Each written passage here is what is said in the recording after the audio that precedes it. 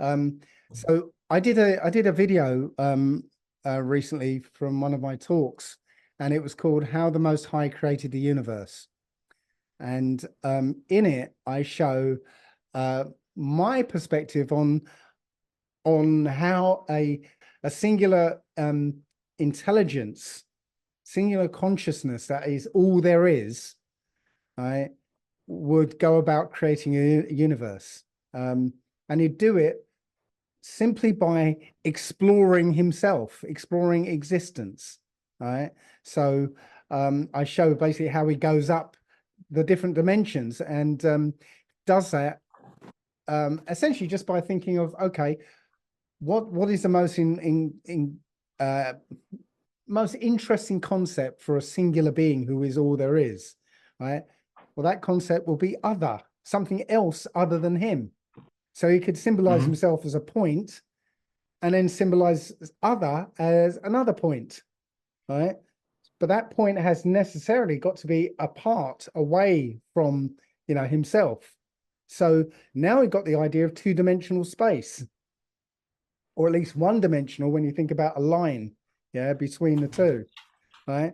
But then you can think of, that this singular being could think of that other being up here or down here or any sort of anywhere it can be that distance away. Well, that's an idea of a circle, right? Right. So now he can imagine this other being, all the way around him. But now he can think, well, oh, I wonder what it looks like from the other's perspective. Well, now you can draw a circle around that as, where all the possible places, right, the one can be from the other. So now you've got two circles interacting and sort of intersecting, right? But essentially, if you keep doing this process of exploring, you end up with this idea of the flower of life, right? And in that flower of life is all two-dimensional geometry, right? So the whole, all two-dimensional geometry is embedded in this picture, right? But also all three-dimensional geometry is in there. So you get this impression like a two-dimensional projection of a three-dimensional object, right? So you get a cube in there. Yeah, you've got a square, but you've also got a cube represented in there. So now you've got this idea of 3 dimensions, right? The point is, this is a thought-based universe. So now you've got this idea of 3 dimensions, right? A 3-dimensional playground, as it were. I extend it to the 4th dimension, right? So what's the 4th dimension? So all of the dimensions are, okay, you start off with a line, that's 1 dimension, right? Well, you can actually, go to another dimension, which is, so length and width. And then you can add the 3rd dimension, height, right? So what would be the 4th dimension? Because there's no other direction you can go to make a 4th dimension. Right, well, we can figure out what the 4th dimension is by remembering that at every level of this universe, it's self-similar. It's the same thing at every level, okay? So if you think of a cube, a 3D cube, right? And you cut it in half and look at where you've cut, so 90 degrees, look at where you've cut, you get a square, okay? That's a cross-section of a cube, right? So you get the square and you cut it in half and look at its cross-section, you get a line, right? So you look at a line, you cut it in half, look at its cross-section, you get a point. So a line is a whole stack of points all merged together into one thing, okay? And a plane, a surface, is a whole bunch of lines all merged together into one thing. And a cube is a bunch of squares, right? Flat squares, all merged together, a stack of them, all merged together into one thing. So the 4th dimension must be a whole bunch of these 3-dimensional objects merged together into one thing. So what would that look like? Well, I think it is, what 4th dimension is changeability, change, time. Yeah. Right. Yeah. So you don't get an instantaneous object, like a chair. Let's imagine a chair. A chair just doesn't pop into being like that. Right. So we interact with a three-dimensional slice of that chair. So that chair at a very particular point in time. But that chair started off as a flash of light, which got absorbed by a leaf, which helped grow a tree. And that tree was cut down and turned into lumber.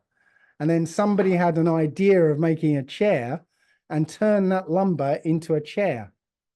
But that's not the whole story, because eventually that chair will break or whatever, and it'll end up in landfill where it breaks down into liquid, right? And that liquid breaks down into a gas, and that gas might ignite and turn into light again.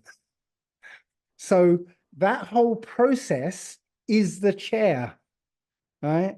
So it's a stack of events all merge into one object, which is something we can't imagine, which is the fourth dimension. And we only interact with slices of that chair. But this pen didn't just pop into reality when I wanted it.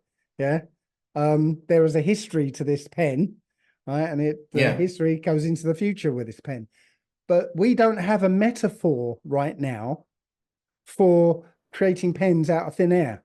If we did, then that would become possible in this reality. Right? It's all about metaphors, because we're here for a reason. We're here for a reason. Right? If you go back into the Old Testament, Adam was created as in the image of the Most High, right? All the animals in this world are here to do a job. Their job is to keep this world running. Okay.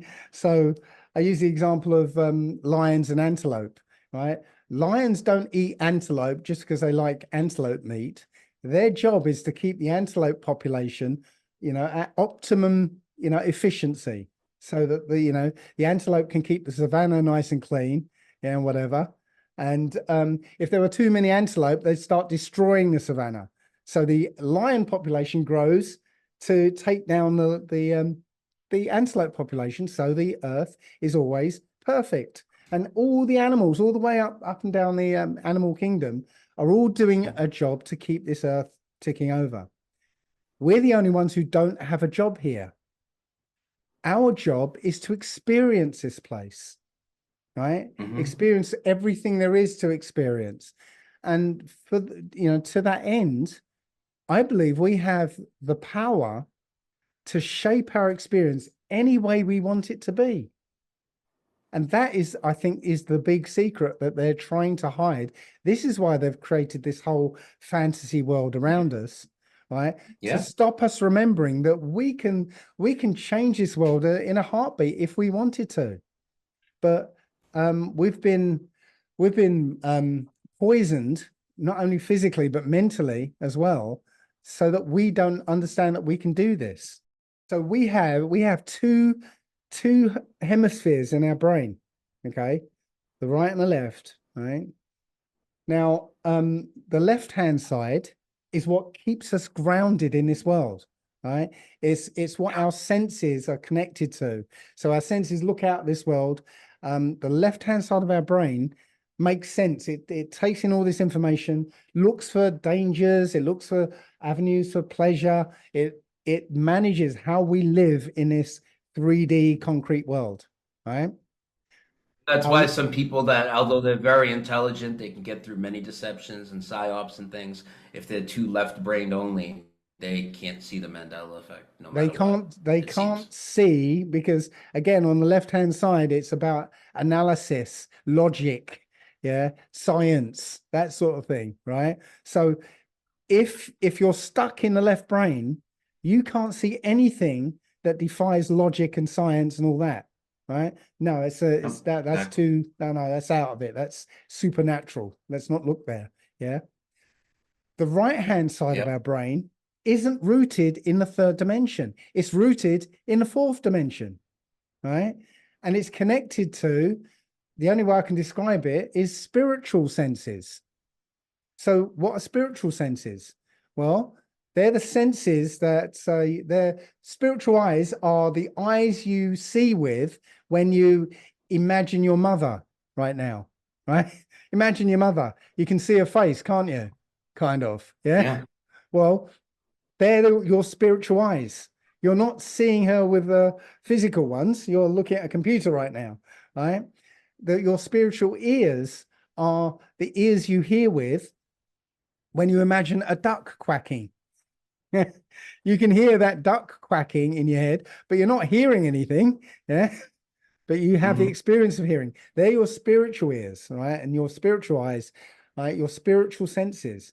They're the things you sense the world when you are in a dream, yeah?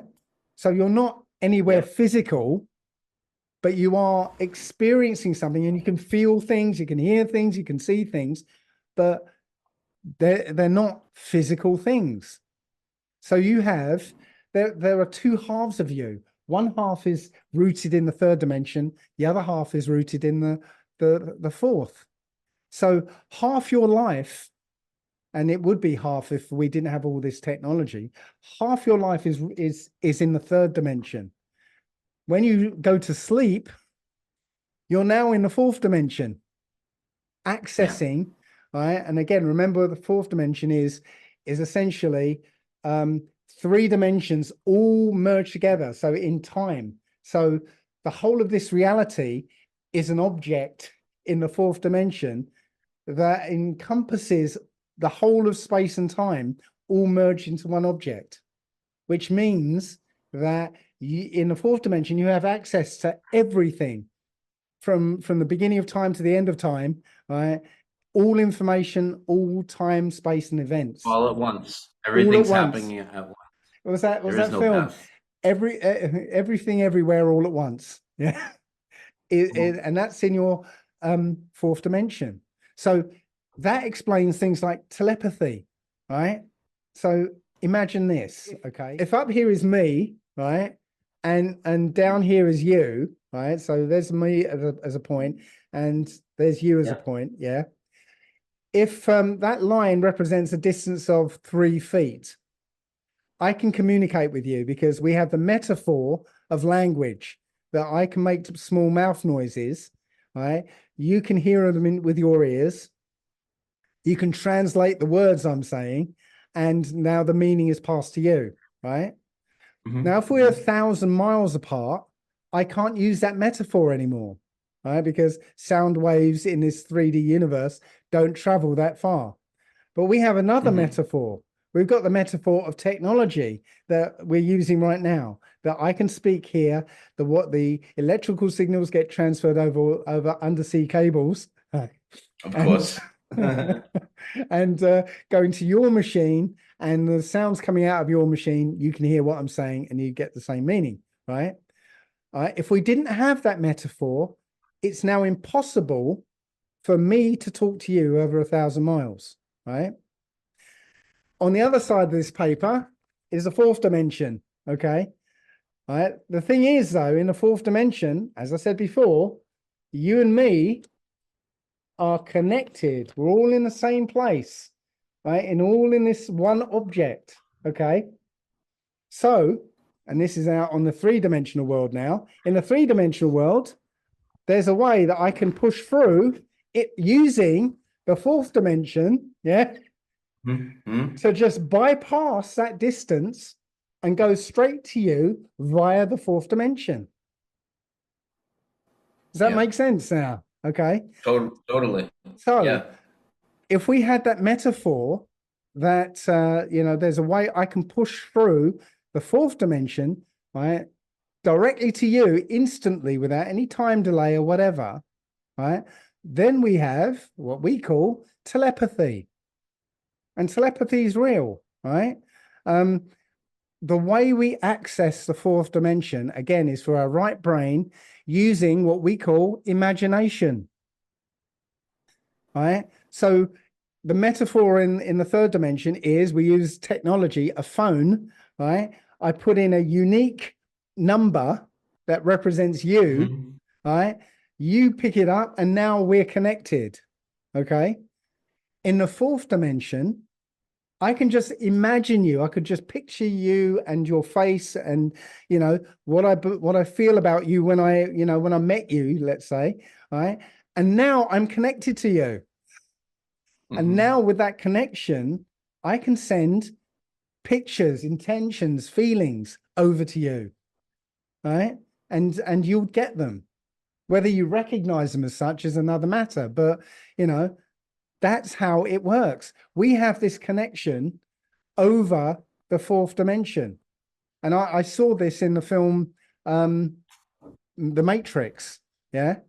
So in The Matrix, right, the metaphor is when Neo and Trinity are connected, they're lying on their couches, yeah, with a spike in the back of their head, but they're in this world talking to each other, right? Well, they're using technology to do that, you know, in the Matrix. They can easily bypass that by speaking to each other in the real world. Doesn't matter if in the Matrix they're like 1,000 miles apart. There should be a metaphor, which in the film there isn't, where they could speak to each other, you know, while they got the spike in their head in that room, right? In fact, in the film, there is that metaphor because, you know, the metaphor there is that Trinity and Neo are so in love that when Trinity speaks to him while he's in there, he hears it. Right, because you know there's that bit where she says Neo, and he gets up, you know, and he runs, right, because he heard her, right? Can you see? It's like we can all access this other dimension, right? We've been trained not to, because most of this world is about left brain staying in the left brain, right? But with our imagination, we can actually jump into the third dimension and the fourth dimension. But here's the thing. Time is in the fourth dimension as well. The whole of time and space. Yeah. But we have access to time and events, right? And because they're all there together, right, we can make changes, tiny changes. Right. So think of it as the whole of time and space as being a kaleidoscope. Have you used the kaleidoscope ever? Right. Yep. So I know the kaleidoscope is like one little segment, right, of little colored beads and bits of gel and whatever, right? And it forms a pattern. And then there's an arrangement of mirrors that makes this, you know, infinite world of pattern. Yeah. But it's based on this one small pattern. So all the reflections, this infinite reflected world is 3D. Okay. You can't make changes to the pattern. You can't make changes to any of the pattern because it's just reflections. If somehow you can get into the fourth dimension, into the pattern, if you make a tiny change there, then the whole of reality changes. Yeah. So as I said, in 4 dimensions, you have access to whole for you know, space and time. The reason I think that we're seeing all these massive, well, I call them massive, you know, C-3PO's leg changing is a massive one. I think the reason we're seeing this is because only Adam and his children and his offspring have this ability. But there are more than just humans here, right? There are people we call the Nefilim, who I believe don't have this ability, but they're very clever and they've figured out that they can use us to make the changes that they want. And they do that by creating these rituals that focus our mind in a particular way so that we create what they want to have happen. Right. So I believe they've created technology that mimics the human ability to delve back into what we call the past and make changes. I don't know if you came across the Project Camelot interview, somebody called Bill Wood. I don't think I've heard that interview. What's the premise of the interview? He's talking about Montauk and Project Looking Glass. So one of these several projects the American government had about delving into the past and making changes. And Project Looking Glass was one of them, where they could not only see the past, but they can influence it, make a change, and then see what effect that change had on the present. Okay. Again, before I started looking at this, I had no idea that this was a thing, but it's apparently a thing. And one of the things that this Bill Wood mentioned was that there was the 2012 problem.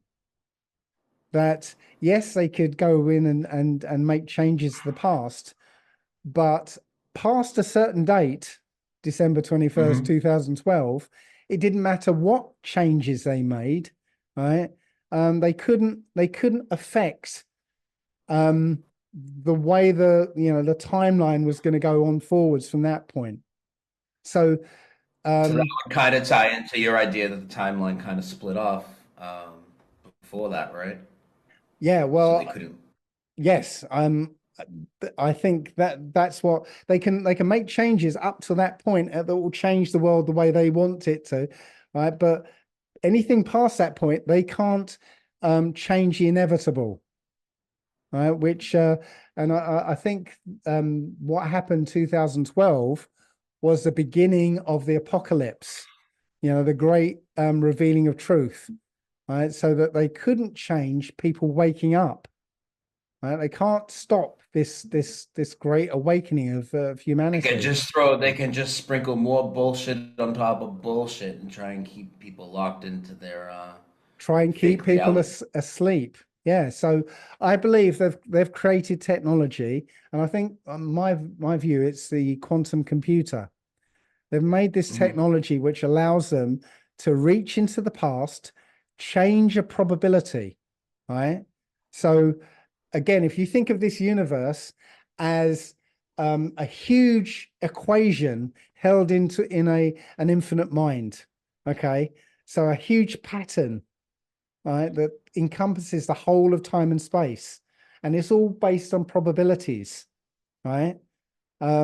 So in the 3D world, the universe is deterministic, right? It's essentially for instance, your personality can be reduced to numbers, right? So when it's reduced to numbers, your responses to things can be determined, right? So in the 3D world, time is already set. It's already been, it's already set. It'll only go one way because in the 3D world, your responses, all of our responses are calculable. Right. But when we make changes in the fourth dimension, we change the whole of reality. So you talked about us making the changes in the fourth dimensioning and then mimicking it with their technology, but they're basically what you think is they're doing the same thing, right? Yes. I mean, they are doing it. So if they are doing it and it is quantum computers, what do you speculate is the mechanism how a quantum computer can even tap into the fourth dimension to manipulate something like that? How are they being able to mimic exactly what we do with these computers?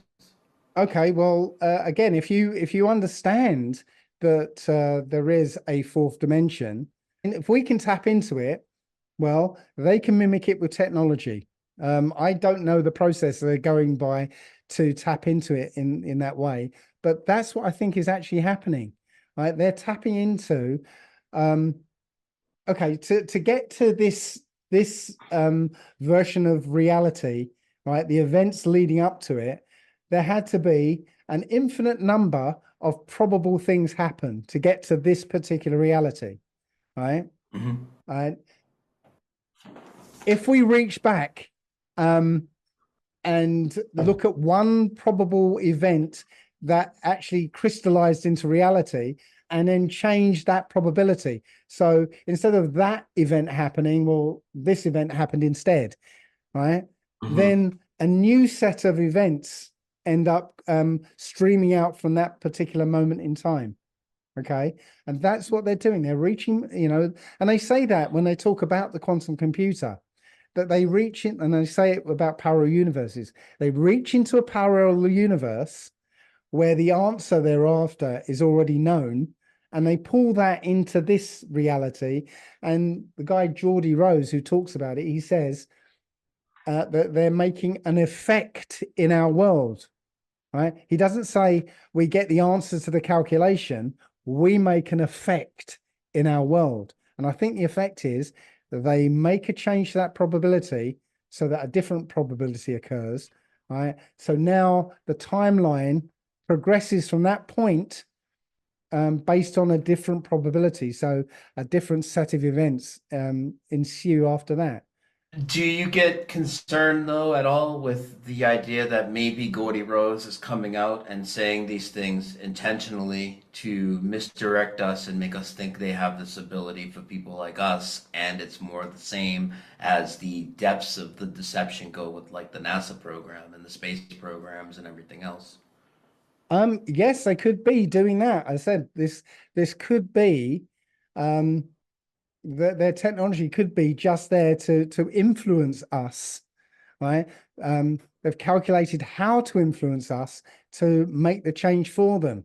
I mean, again, I don't know how their technology works, but you know, it's my view that their technology does work, and what it's doing is going back and changing a probability here or there.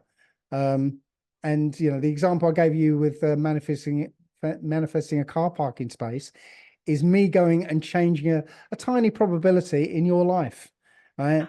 That makes no difference to you, right? But changing that probability, you know, changed reality for me, and maybe tiny other, you know, very tiny changes in everybody else's reality, right? But they're so tiny that we don't notice them.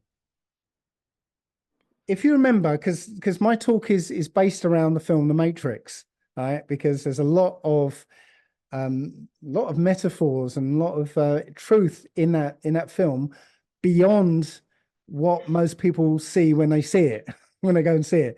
You know, again, it's about level of consciousness. So there's a bit in the film where Neo and Trinity are on top of the rooftop there, and he looks at the helicopter and says, "Can you fly that?" And she says, "I will in a minute." And she goes, "Tank, give me a helicopter program." And she's like, now she can fly a helicopter. Yeah. I think that sort of thing happens all the time. I do too. That we ask for things and we get a download. It might not be as instant. I've taken in information on things. I've talked about it. I've taken information on stuff in some sort of update because I know I didn't even research it.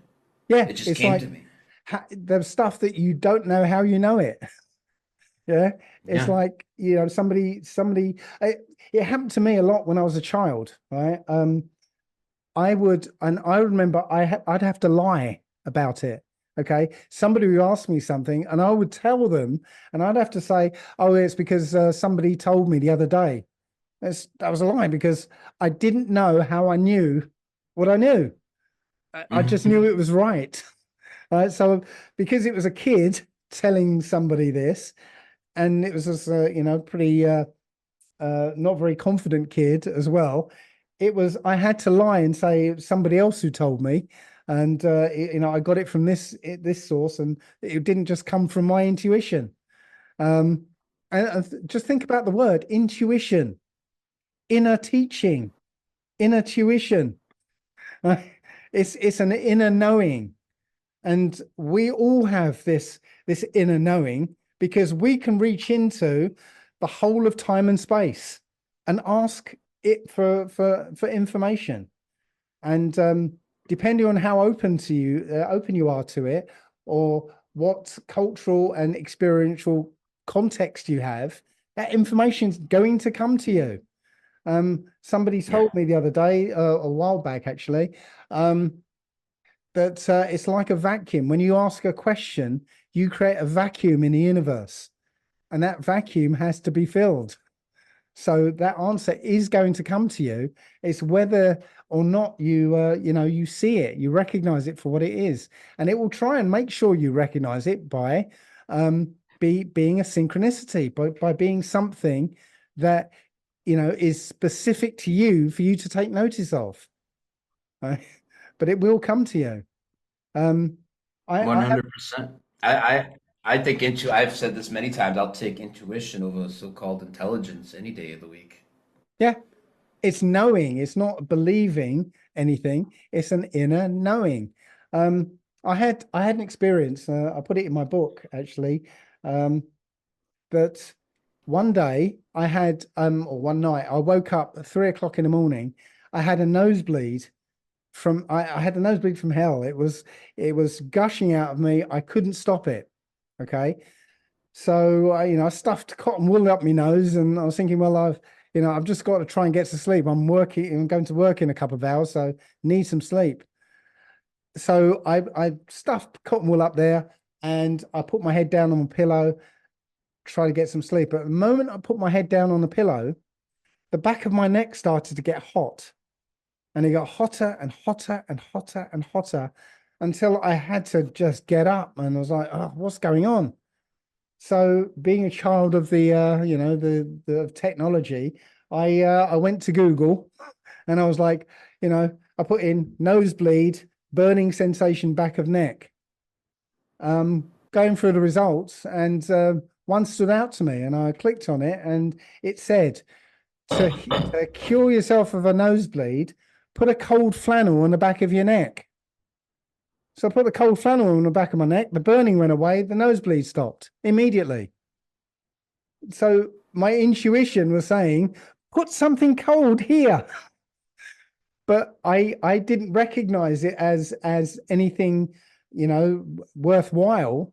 And, because I didn't have the consciousness level for it. And I got the message when somebody else on Google told me to put something cold there.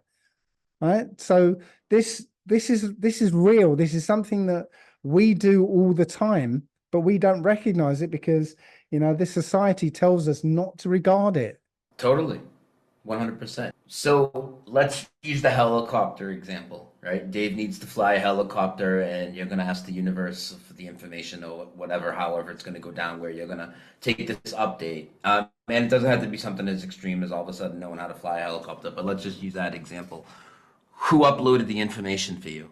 Is it the universe was sentient? Was it somebody with a computer that uploaded it to you that reacted because they were in the fourth dimension and observed what you were asking for? Was it God? Was it Satan? Like, where do you think that information comes from when you take in those updates? Well, we have access to the subconscious mind. Right? It's not your subconscious mind or my subconscious mind. It's the subconscious mind. So you're kind of just like reaching out and grabbing the information that's already there, ready to be plugged. The information is there. Again, this universe is a universe of mind stuff. It's information, right? Held in an infinite mind. Okay. And so we have direct access to it, right? It's not conscious access as we have in this world. We consciously want to move this glass from here to there. Yeah. So we think, okay, I want to move this glass. I will use my hand, which is a metaphor, to move it from here to there. It's just information changing. As it says in the Matrix, there is no spoon. We think, can we bend a spoon? Well, there is no spoon. It's just information about a spoon. And if we change our view of that information, then that spoon's bent. Yeah. Yep. So it's not that it's the Most High doing it. It's we're accessing the Most High and asking for a change in the pattern. Right? And that change will come because we're asking for it. Do you think that in order for us to say basically manipulate the fourth dimension, kind of like we were kind of talking about, maybe like we're causing the changes in the fourth dimension. Do you think the dreams are an access point to that for us? Is there something we should be doing in the dream state that will give us that access to the fourth dimension? Because it seemed like it goes hand in hand to me. Actually, when you dream, yes, you do access the fourth dimension. But what you're doing when you're dreaming is you're picking out parts of your future and your past and sort of merging them together with things that you've seen in your present. And what you're getting is future and past and present, but not in a way that makes absolute sense, as it were. Yeah.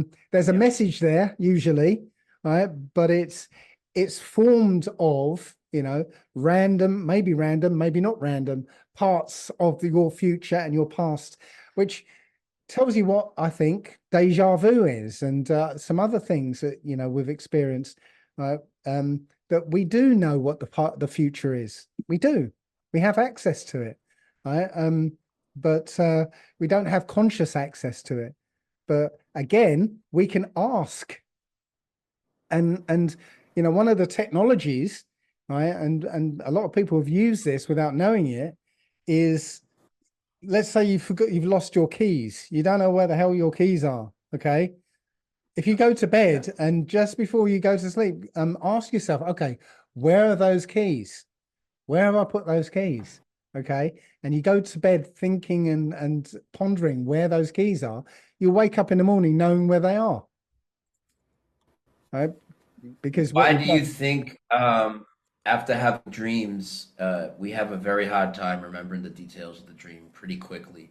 Is that like a defense mechanism of this realm, this place of some sort, or what do you think that is? Well, no, you shouldn't be able to remember them at all because you're accessing a different dimension, right, with a different side of your brain. So really, it's amazing that you've got conscious access to them in any way. So Okay.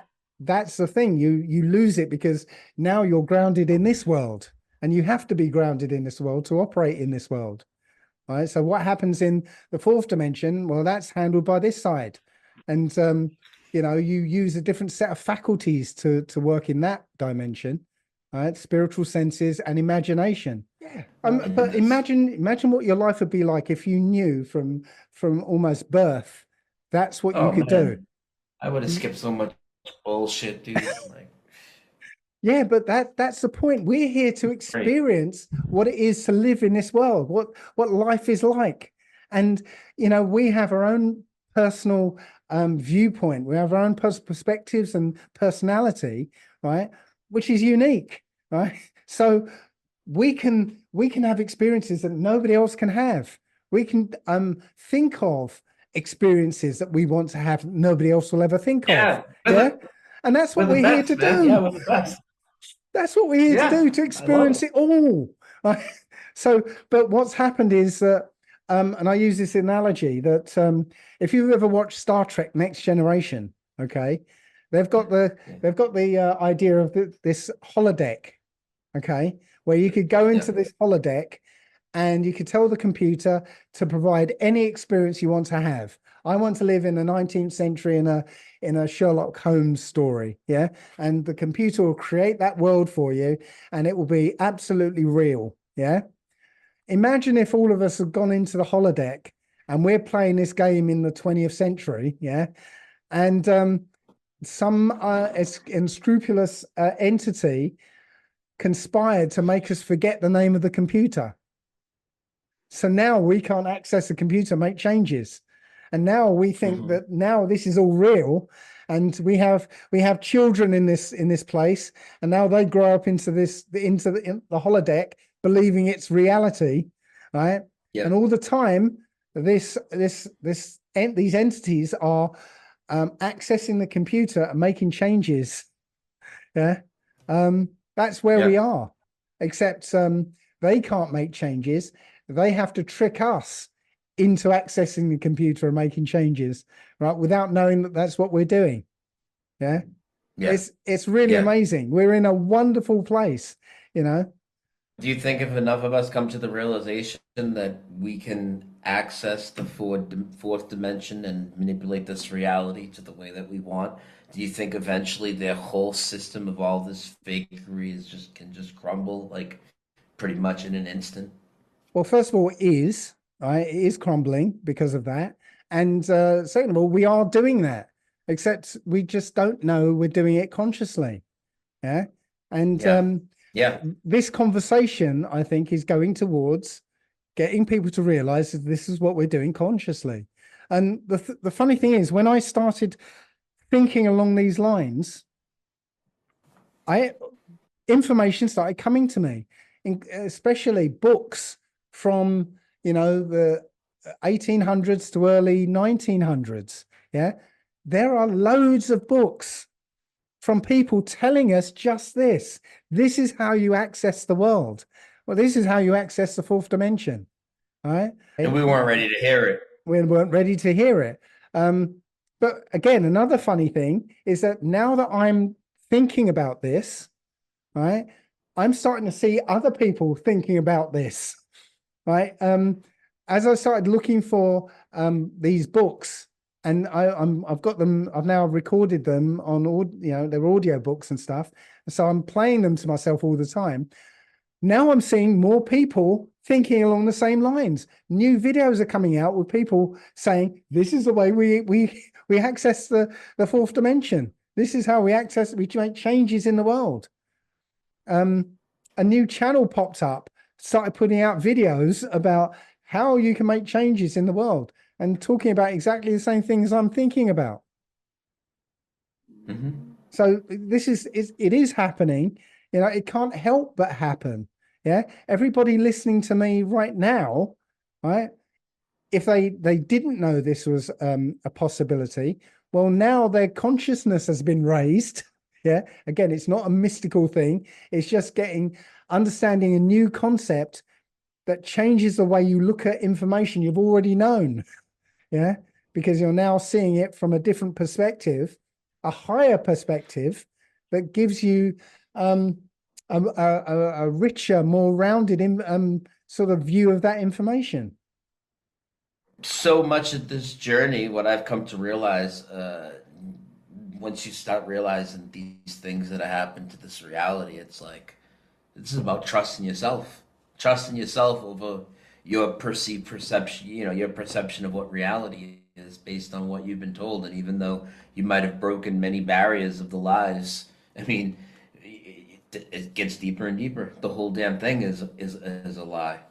Well, think about why would you have two hemispheres of your brain? What's the point of that? What is the point of having an imagination? Yeah, because, you know, it's this stuff that's going on in your head. What's the point of that? Right? We've just been told that your imagination is insignificant. Right? When you were a child and you were stuck in a classroom, right, having your left brain programmed, right, and you were staring out the window, dreaming of flying and stuff like that, right? Well, that was reality. The stuff you were learning in school was the bullshit, right? But you were taught the other way around, right? That your imagination is nothing. It's just fanciful ideas in your head, right? But as it turns out, that's the real way to access this reality or make changes to this reality. As I said, if you don't do that, if you don't make changes to your reality, your life is on rails, essentially. Yeah. Your life is predetermined. Yeah. And everybody's life is predetermined until you go off and make a change, right? Now your life is on a different predetermined route. Right? But you can keep it's going. Like I tell people, it's like life is like a choose your own adventure book. Are you familiar with those? Yes. You would read you would read a path that was set, but when you got to the end of a chapter or whatever, you would have several choices you could make that would veer you off in another way. That's the kind of way I look at life. Right, and that's it. So you get to that end of that chapter, and you've got maybe 4 choices, right? If you've been programmed into this world, you've only got one choice, really, because the other choices are too ridiculous, yeah, or whatever. But you've only got one choice, and that means you've got one path through that book, and that's the path that's laid out, that this system has laid out for us. But as soon as you, again, I hate using, the phrase because it's, it's got new age connotations. As soon as you raise your consciousness to accept or understand new ideas and new concepts, well, then those choices now don't seem too ridiculous. So let me ask you this, because I speculate often about the ideas of NPCs and stuff like this, but like people that literally cannot see, no matter how many times you show that they are affected by these changes in reality, they cannot see. Do these people literally not have access to the other side of the brain? Are they only left brain? Like they just... I believe they don't have access to that type of thought, because the NPCs, I've spoken about this in other videos as well. I believe the NPCs are a very particular group of people. I think they are clones or descendants of clones, because over 100 years ago, there was this event where a whole load of people just came into being out of nowhere. Okay. If you look at, do a search for incubator babies and start looking at that rabbit hole, you'll find that, just over 100 years ago, all of a sudden, there were all these hundreds of thousands of incubator babies that there's no explanation where they came from. And when you do a little research, you'll find that the idea of cloning came in about the same time. And those incubator babies became the orphans, right, that were prevalent in the early 1900s. There were hundreds of thousands, if not millions, of orphans and orphan trains moving these orphans out to in America. The orphan trains took them out to all the different towns in America. In England, the orphans were transported all throughout the Commonwealth. You think these are the NPCs, and they bred families on top of it, and there's families of NPCs? Right. Well, think about it. There's a whole bunch of... I found out recently there's a whole bunch of people who do not have an inner monologue.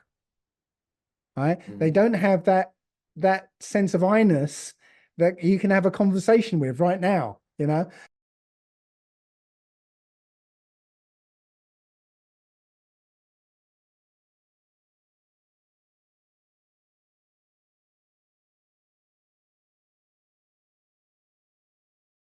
As you're listening to me, you might be saying, oh, I remember watching a video about that, or, oh, I wonder if he means this. I've got to remember to ask it. So that conversation you're having, there are people who don't have the ability to have that conversation.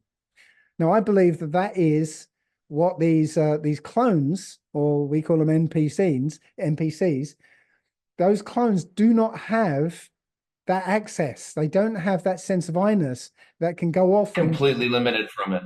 Yes. So this idea, these incubator babies, well, when they're old enough, they went into Catholic or Jesuit schools, right, which were everywhere, okay, to be programmed about this world, okay, into a worldview, because up until the age of 7, you have you can't analyze anything, you can't critically analyze anything, so everything you take in up until the age of 7 is your reality now. Okay, at the age of after the age of 7, humans, real humans, they start to critically analyze new information, so they have that voice in their heads that helps them analyze and break down new information, and they decide what to accept. What if at the age of 7, these NPCs or these clones can't now critically analyze anything? So they've been programmed into a worldview, right? And now they can't accept new information. And so when you try and talk to them about something, that's not within their worldview, it's like just you get the muggle stare, Okay, I like this idea, man. I mean, I've known about the orphan train thing for many years now, but the idea that that was like the insertion of a whole bunch of fucking NPCs into this reality, that's deep, man. And I know you also wanted to talk about the Nephilim a bit today as well, too, so make sure we get to that as well. Well, that comes out of that same idea because, Yeah. throughout all history, there's been a push to try and create the perfect Nephilim body, host body for these Nephilim spirits that are out there. And the orphan trains, the orphans, they play into that. That's very interesting. There's been a push to create the perfect host body for the Nephilim spirits because Book of Enoch tells you that when a Nephilim dies, their spirit can't go anywhere. So they become disembodied spirits walking the earth. So there's been a push since the days of Noah to create the perfect host body. And, we hear about that in myths. So one of these incarnations of host bodies were half human, half animals beings. So centaurs and minotaurs and satyrs, they were created to be host bodies, but they're not perfect. So again, since those days, that agenda has been ongoing. So one example is Hitler. Hitler had a project called Lebensborn, where he was getting the blondest blue-eyed men and the blondest blue-eyed women to basically mate them together to create the perfect Nephilim. Because, big surprise for some people, I guess, Nephilim were described in the Book of Enoch to be blonde-haired, blue-eyed, and very pale-skinned.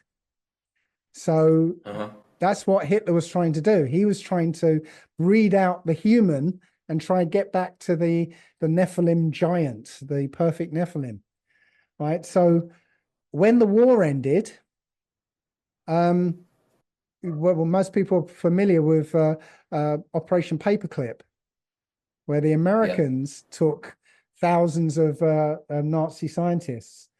But at the same time, the Russians did the same thing. It was Operation... I was just going to say that. Russians did as well. Or Operation Zajrzeć or something like that. And they took thousands of Nazi scientists. Now, I believe the Nazi scientists they took were the Lebensborn ones, the geneticists, okay, the eugenicists, right? So where do you think the Nazi scientists went in Russia? Where do you think they went? I'm not sure. Well, you'd recognize it. It's Ukraine. I would. Okay.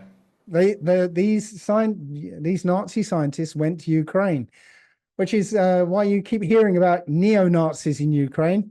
They're not neo-Nazis, they're the actual Nazis, because that's where they went. Okay. And I believe they carried on the the effort to build the perfect Nephilim host body. Yeah. So I believe in Ukraine, the same process was going on, creating these host bodies. And is the main goal to put all these NPCs out there just one more attempt at keeping people locked into this fake presented reality? Well, yes, that's one of the purposes of the NPCs. Monkey see, monkey do. If the masses do this one thing, well, maybe they'll take a few of us with them. Yeah, that's the idea. But the Nephilim part is that they've been creating these host bodies and they've been perfecting it over the years. And if you look in America, well, there are no orphanages anymore. There, turn of the century, there were hundreds and hundreds of orphanages in America, but now there's none. There's no orphanages in Canada, the UK, Australia, anywhere like that, no orphanages. But there is one place where I found over 750 orphanages. Do you want to guess where that is? Where is that? Ukraine. Wow. Right. So there was an. So they're making it. There's like an NPC factory in Ukraine by these Nazi. I know these are scientists. specialized NPCs. These are specialized NPCs. These are Nephilim NPCs, empty vessels, but Nephilim bodies. Right. Let's step back again. There was a second narrative going on during the Iraq War. Okay, when America went into Iraq, there was a second narrative going on, and that was the soldiers taking were the ancient artifacts or them ancient seeing the, artifacts. Yes. Okay, and during that time, there was a story that came out very quickly and then disappeared. That they found Nimrod's tomb, or they called him Gilgamesh, but Gilgamesh Nimrod's tomb. Yeah, this Nephilim giant. Okay, if you read in the KJV about Nimrod, it says he became a mighty man. So the inference is that he was a normal guy, and then suddenly he became a mighty man. Right? If you look at the same passage in the Septuagint, it says he became a giant. Again, inferring that he was a normal sized guy, and then suddenly he became a giant. And you can see pictures, or you can see a relief of Nimrod / Gilgamesh holding a lion, yeah, as like it was a kitty cat. Yeah. So he was about 12 to 18 feet tall. So this news story that came out of the Iraq War in 2003 was that they found Nimrod's tomb, and they got Nimrod's DNA. Now, let's put this together. Well, there's an undeniable connection between Ukraine and America, especially the American intelligence services. So I think Nimrod's DNA was incorporated into these Nephilim bodies, okay, waiting for a signal, perhaps some kind of electromagnetic signal from, I don't know, maybe a 5G network that's all over the earth now, to trigger these Nephilim bodies to become giants. Just an idea, yeah? But here's the other thing. Underneath the Ukraine war has been a second narrative. Can you guess what that second narrative is?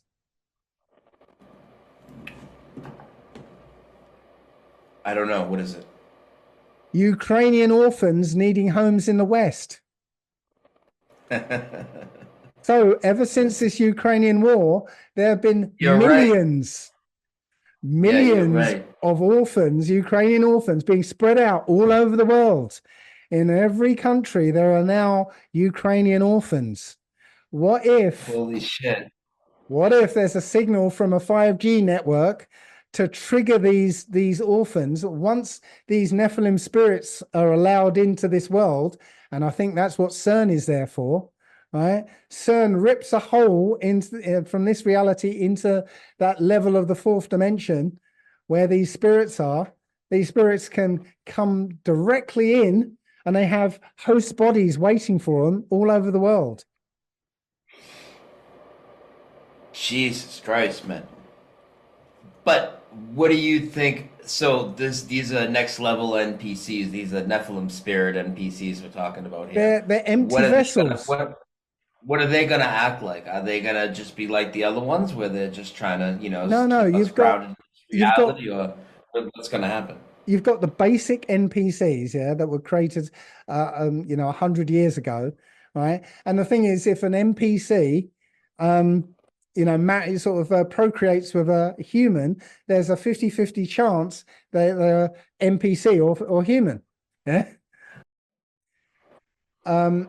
In 1751, Benjamin Franklin wrote an essay, and he described the whole world. He described the people in the world, right? He said that most of the world is black.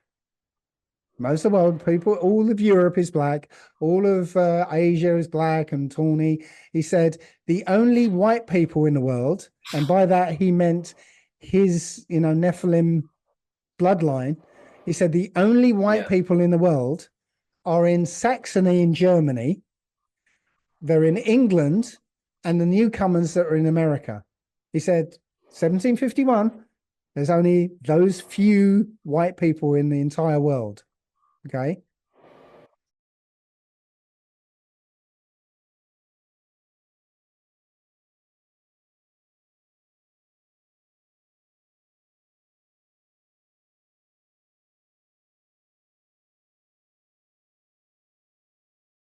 After the orphans that appeared out of nowhere, right, there were millions all over the world.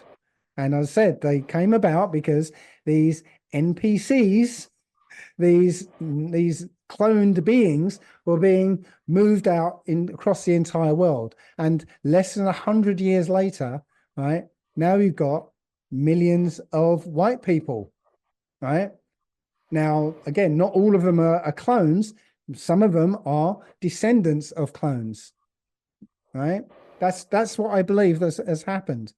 So it's not a racist thing. It's literally they put a lot of these people out to basically be like I call them Judas goats. Have you heard of a Judas goat? Mm-hmm. So the Judas goat will lead the flocks of sheep into the abattoir because, monkey see, monkey do. And so you've got those. It makes sense if say you had, only 5% of the population question this reality. We'll say that goes up to 10%. Well, time to insert some more NPCs, right? Bring that percentage back down. Right. So keep going. And if those NPCs are absolutely compliant, which the Muggles are, yeah. They love it. I mean, look at them suffocating themselves over the last few years. I mean, but the point is they can't assimilate new information. They've been programmed into the worldview of obey authority. That's what school's all about. Yeah. Teach you to obey authority. So if authority says you've got to wear a mask, they're gonna jump through all their hoops to wear a mask. They're gonna wear 4 masks. They put 4 masks. Yeah. Right. Yeah. They can't help it because they've been programmed to obey authority. Right. But then, the way DNA works, right? Children of NPCs and humans, well, some of them are going to have the human capacity. Right. So, amongst NPC families, you'll have one, right, black sheep of the family who doesn't go along with where you have that in virtually all families, right? It's the way DNA works. You have one who won't go along with it. Yeah. And as I said, the way DNA works, it might be your grandfather or great grandfather was a human, right? So that human DNA will pop up every now and again to be that black sheep of the family who doesn't go along with things. They're the rebel. I know I'm making some of this. I'm thinking I'm gonna trace my dad's roots, and it's gonna come back that he came from freaking orphan train. Well, look at how it works in a computer game. Yeah, when you play in one of those online games where some of the players, are actual people on the other side of the screen, but they're also bots, that are computer generated that walk around to fill up space, basically. But if you try and speak to one of the bots, they have a programmed response. They can't respond to you in any other way than they've been programmed. Right? They can't assimilate new information and respond to that. They just respond for what they've been programmed. So that's what we see in the world today, right? People that will not be able to accept this new information about, the jab that won't be mentioned. Yep.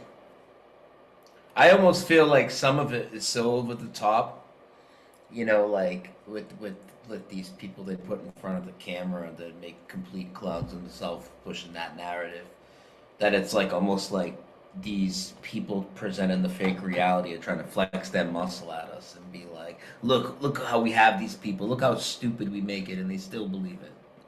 I feel like that. Yeah, I know, but that's I don't think that's what's happening, right? I think it's always been like that, right? But Yeah, yeah, yeah. We're without noticing. using that new age connotation, Yeah, our yeah, yeah. consciousness has raised so we can see it as ridiculous. Yeah. But with these NPCs, you can't raise their consciousness. You can't get them to accept new concepts so they can understand that it's ridiculous.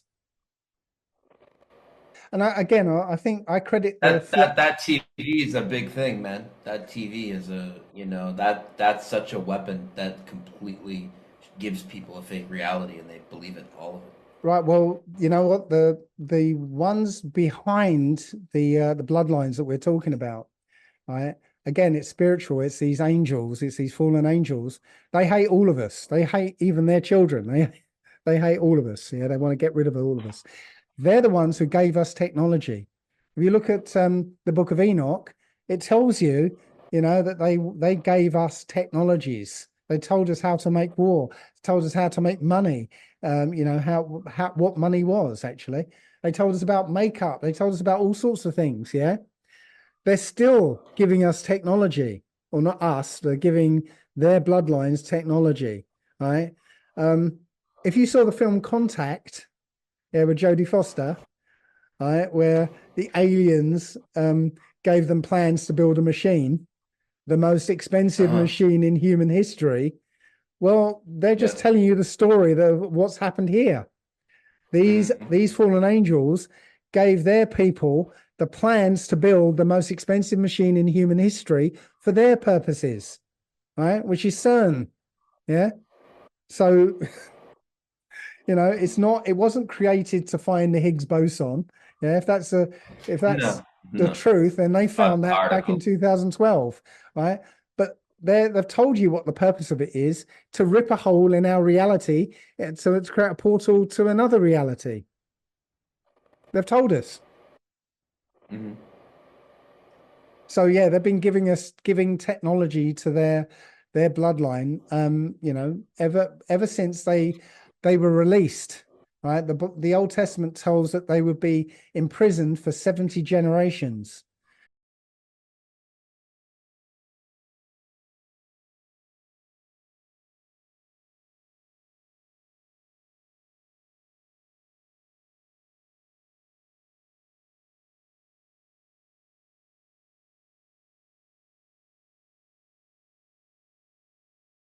Now, depending on how long you think a generation is, um, but depending on whose numbers you look at, the fallen angels would have been released somewhere between the 1700s and the 1900s, the early 1900s, which is just the time when we started going from horse and cart to rocket ships, in one Hmm. lifetime. So no, that doesn't happen. If you can go, 6,000 years with no technological advancement, and then suddenly, right, you go from one thing to a quantum leap Nice. above. Yeah. No, You we got were getting planes in the help. sky. We're getting Yeah. help. But Well, we not all know we. that the rockets weren't really going anywhere No, no. significant. Uh, yeah, But the idea of of course. them, yeah, and the idea of all this No, technology. but some of the other technology is all coming along, and like airplanes.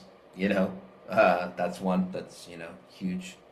Television, Yep. all this stuff. And television was never meant for our entertainment. Never. It was always meant to affect our minds, change our reality. Absolutely, that was the pure intention of it. Yeah. I mean, when the news is just so toxic for the mind, it's like, wow, I can't imagine that people sit there all day and watch that, believe that the news was like this absolutely real representation of reality. And now we know it's just a big energy harvest to keep you tied into all the bullshit and make you believe as much of it as possible. Yeah, but all of it, Yeah. you know, every part of, you know, everything that's on that television is there to alter your mindset, you know. Keeps you in fear, bro. The Yeah, fear is the big thing. go back and look at some of the cartoons you watched when you were a child. Yeah, preferably something you haven't seen since you were a child, and you're gonna spot some things in those cartoons, you know. Think about Tom and Jerry. Think of the level of violence in Tom and Jerry. Yeah. Yeah. Think of the effect that that level of violence would have on a child. Yeah, a child who doesn't know that, you know, if you're thrown off a cliff and splat down on the ground, you're not going to jump up and walk away. Yeah, right. That child's mindset has been shaped through watching those cartoons. Yeah, to be more violent, to be hateful, to be confrontational, to be, yeah. Your mind's been shaped by this machine, this infernal machine. And also think about how your life has changed since you stopped watching it. Everything, even the intro music to those news shows is like dun-dun-dun, dun-dun-dun, dun-dun-dun. Then they're like, this many people died here, this many people gonna die here. People still buy in, people still think politicians are gonna save them, and it's like, oh my God. I can't even imagine being so tied into this nonsense that they promote. More than you realize, because even language is doing it, right?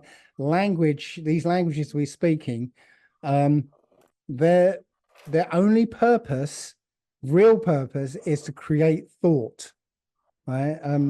Even the linguists will tell you that you know, the English language is more about creating thought than you know, passing meaning from one person to another. I think it's Noam Chomsky who said that everywhere where okay, a language could sacrifice you know, creating a thought in somebody's mind in favor of making a meaning more clear, it always sides on the side of creating thought, right?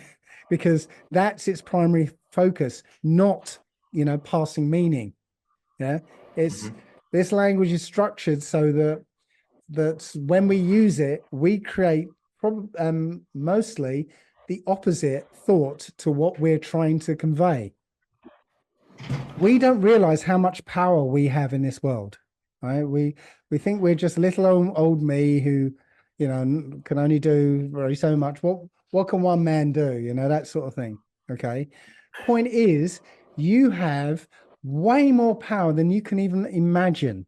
You can not only shape your body and have your body healed of things, but you can create effects out in the world to have the experience that you want to have. You can affect the world, right?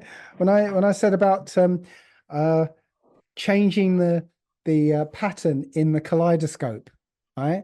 That's your power. You can go into the fourth dimension, change that pattern just slightly, but the whole pattern changes because of that little change you make. Yeah. So some of these things, I don't doubt, are us trying to send ourselves a message. Yeah. Because how a lot of this works, it seems, it works in the uncertainty, the probabilities. Yeah. Whenever you make a tiny decision in your life, or any decision in your life, there's a period of uncertainty until you choose. And now that uncertainty collapses into a reality. Yeah. Well, those periods of uncertainty for everyone's life can be manipulated, can be changed by ourselves, by the subconscious, which we all have an access to. Right. So a probability can change somewhere, and that will lead to the events that we want to have. Right. So we're doing this naturally, even and these days it's unconsciously. Right. At one point we knew how to do it consciously. We don't anymore. We just sort of stumble over it and, you know, unconsciously. But I believe we're starting to learn how to do it consciously again. So yeah. I think that we are doing some of these ourselves. Yeah, so that, you know, as a message to ourselves to wake up. Cool. Thank you.